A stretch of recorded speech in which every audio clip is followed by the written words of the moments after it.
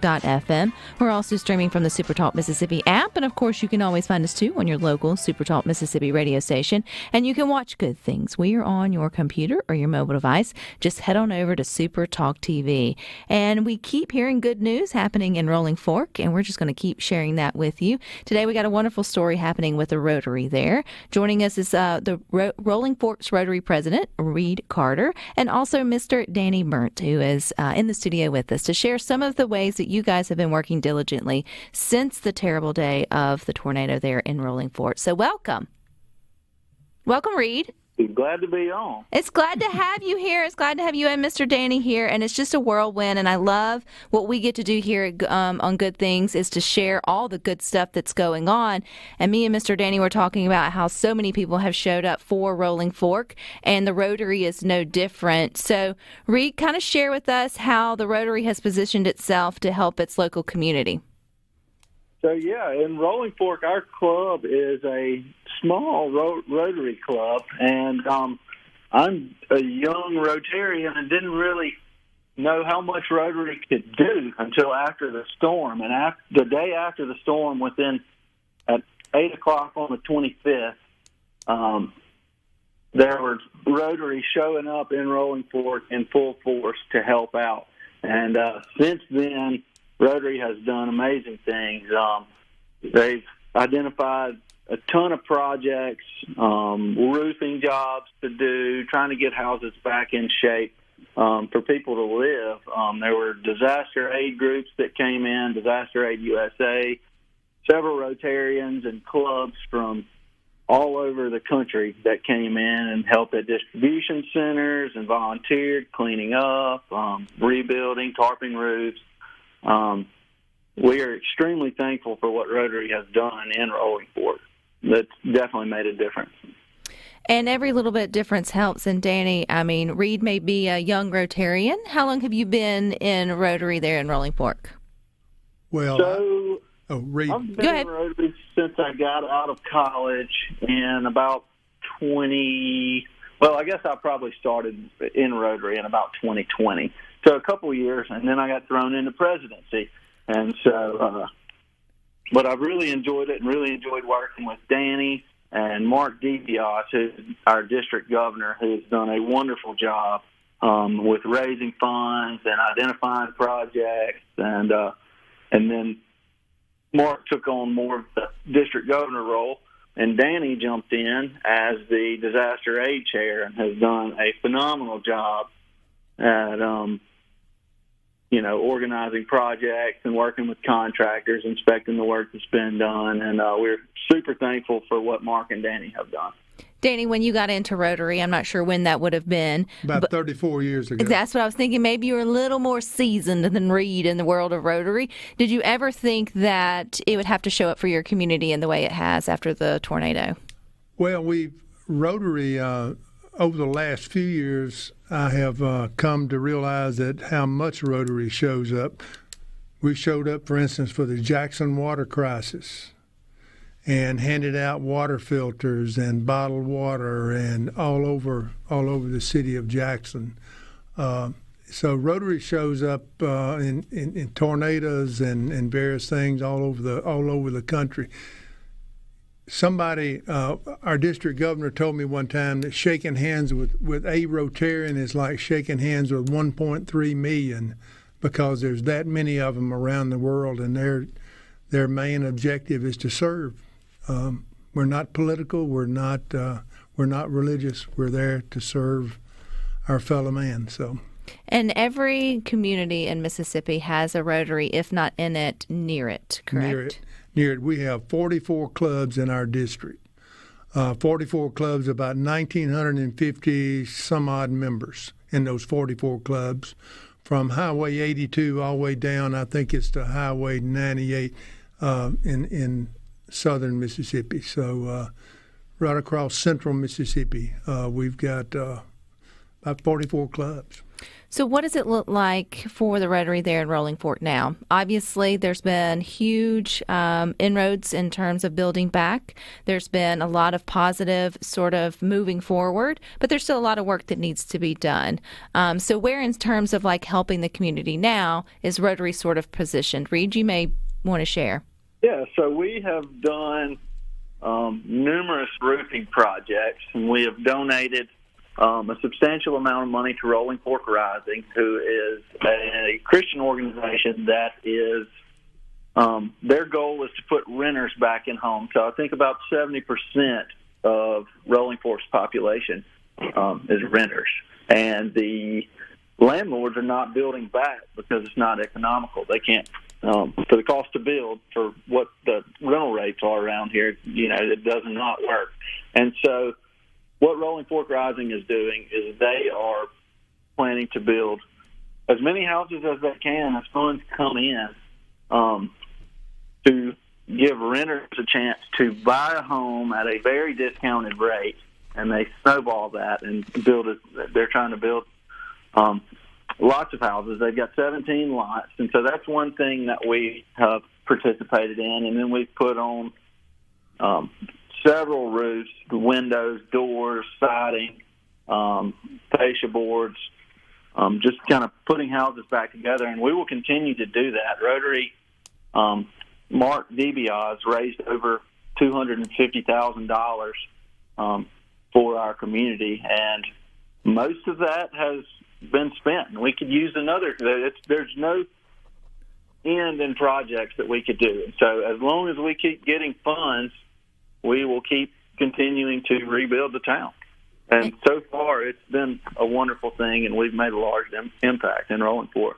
Absolutely. I think people getting back in their homes or just showing them that their community still cares and wants them there is a good thing, Danny. And I think that's one thing that you guys are doing by partnering and just still showing up, because most of the time Rotary is made up of the businessmen and women of the community that then come together to then be able to serve the community, correct? That's correct. So you can't have businessmen and women if you don't have people to business with. So you got to have your community built back. So it makes sense that you would want a healthy Rolling Fork community again.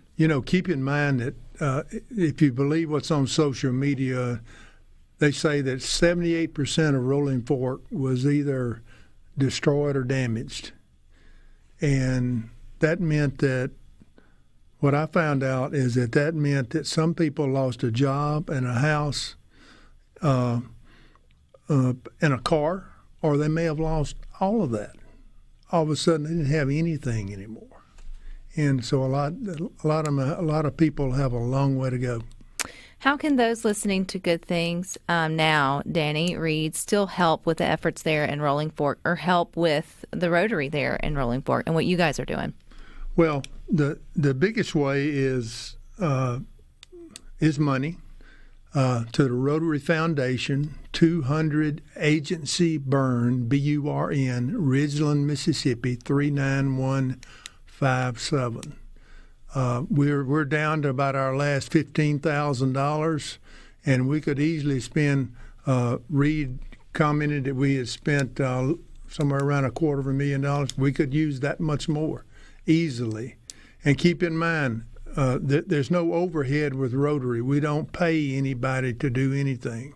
100% of a contribution goes into those projects, and it's all we're a 501(c) organization, so they'll get their tax letter.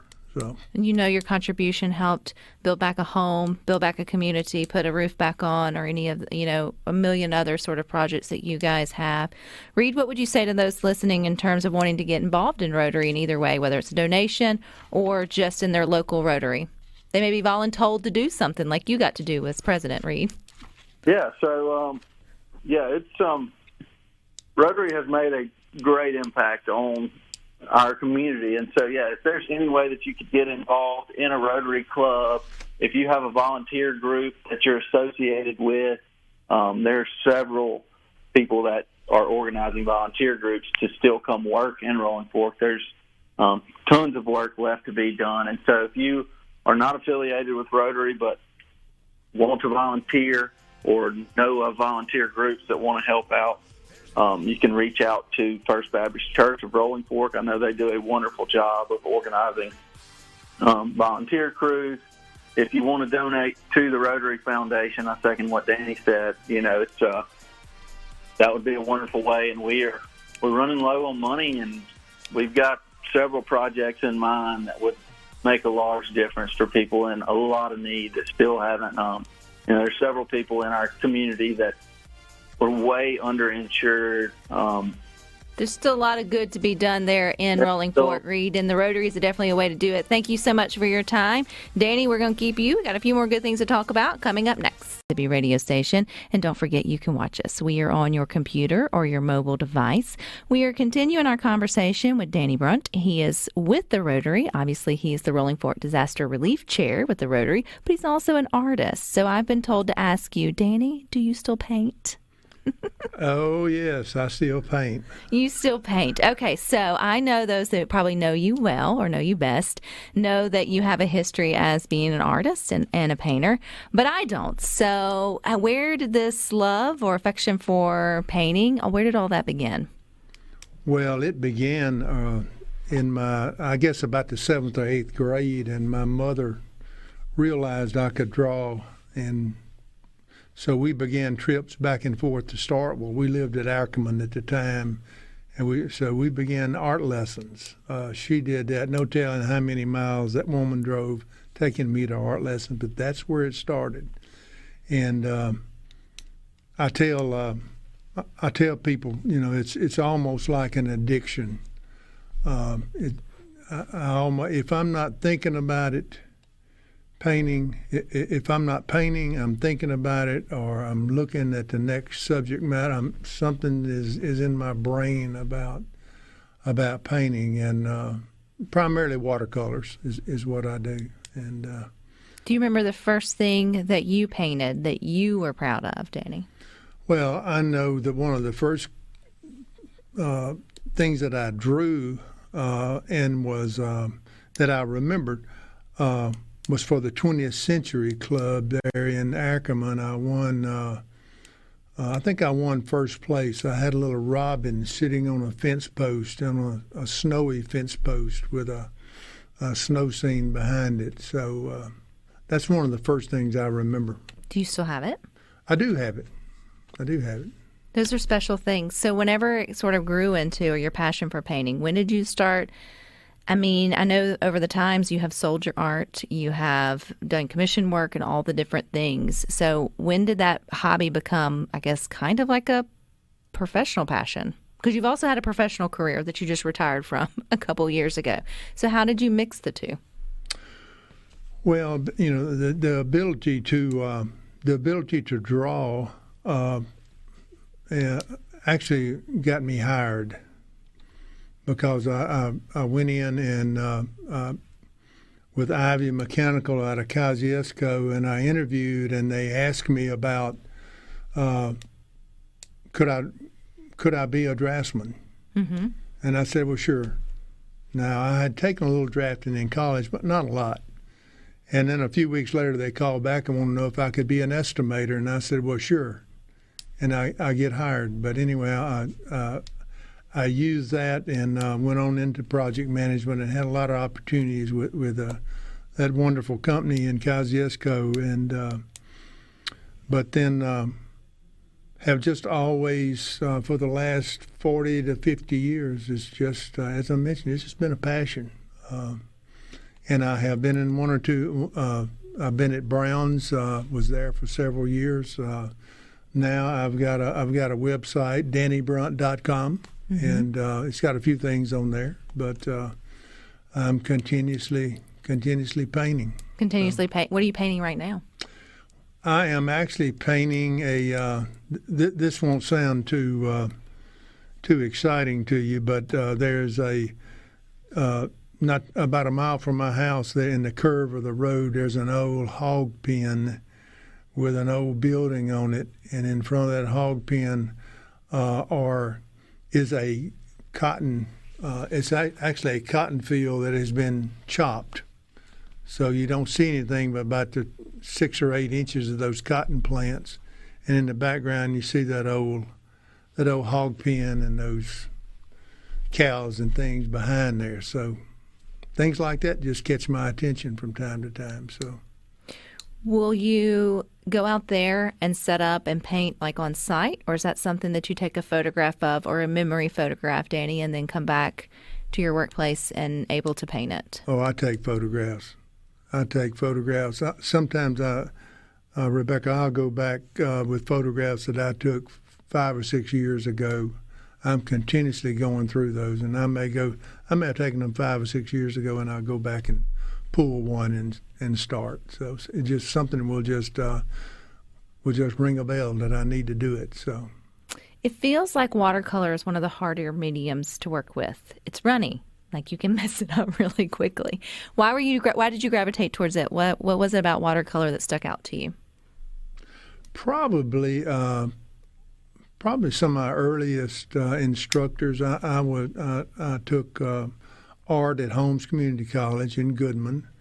I went on to state and never graduated, but I took was in commercial art there. But some of those earliest instructors were watercolorists, and then after then there have been a number of workshops and things from across the country that we've done and attended, and most of them have been watercolor workshops. But it's just fascinating, and most people think that, well, it's not very forgiving, but it really is. Mine always looks brown. Spots will look decent, and then it's like you walk away and it comes back, and it's like it all cried together, and then it's like brown. So I guess I'm not doing something right. Well, it sounds like you're muddying the water.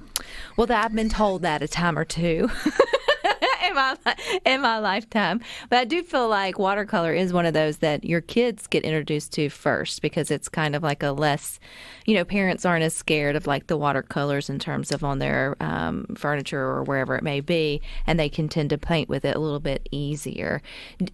So you went from drawing first. Did you ever try any of the other type of painting, oil painting, or just, I don't know the other kind of names for the normal painting? That's not the right word, but you know what I mean. Well, there's acrylics and there's oils, but watercolor has just kind of always been where I've stayed. So, do you ever do commission work, Danny, or is it mostly whatever you are inspired by and then put up for? I have, yes, I have done that. Yes. So, if somebody wanted a commission, what's Danny's specialty?